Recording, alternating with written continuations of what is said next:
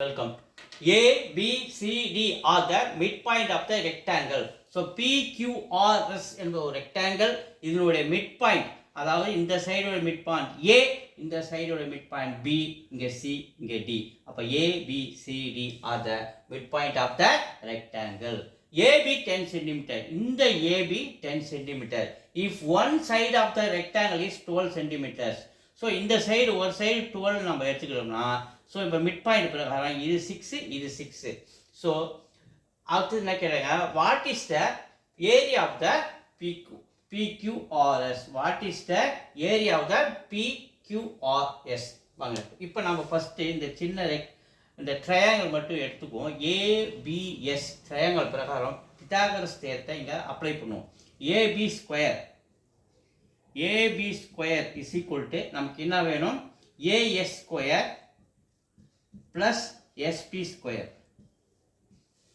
கவனிங்க, AB square நமக்கு என்ன கிடைக்குது, 10 ஸ்கொயர் இஸ் ஈக்குவல் டு இது AS 6 square plus SB square நமக்கு தெரியாது, அதை அப்படியே நம்ம வச்சுக்கலாம்.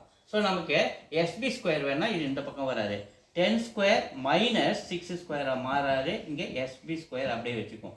10 square 100 minus 6 square 36 is equal to SB square. So 100ல 36 போச்சுன்னா 64 is equal to SB square. So நம்ம ஸ்கொயர் ரெண்டு பக்கம் நம்ம ரூட் எடுக்கும்போது இந்த சைடு ரூட்டு கேன்சல் ஆகிடும். இந்த 64 வந்து என்னவா மாறுறாரு, 8ஆக மாறுறாரு.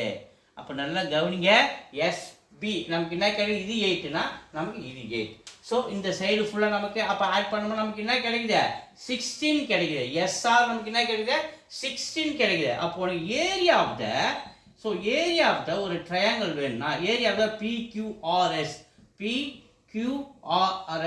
இதனுடைய நமக்கு ஏரியா வேணும்னா formula, area of the triangle formula L into B, length into breadth அப்படி நம்ம வச்சுக்கணும். ஸோ இந்த சைடு நமக்கு 12 ஆல்ரெடி தெரியும், 12 இன்ட்டு இந்த ஒரு சைடு நமக்கு என்னது 8 8 16. ஸோ அது ரெண்டுத்தையும் மல்டிப்ளை பண்ணால் நமக்கு என்ன கிடைக்கும், ஏரியா கிடைக்கும். ஸோ ரெண்டுத்தையும் மல்டிப்ளை பண்ணுங்க, 192. ரெண்டுத்தையும் மல்டிப்ளை பண்ணால் 192 ஸ்கொயர் மீட்டர். ஸோ எங்கே இருக்க, சியில் இருக்க, சி இஸ் ஆன்சர். தேங்க்யூ.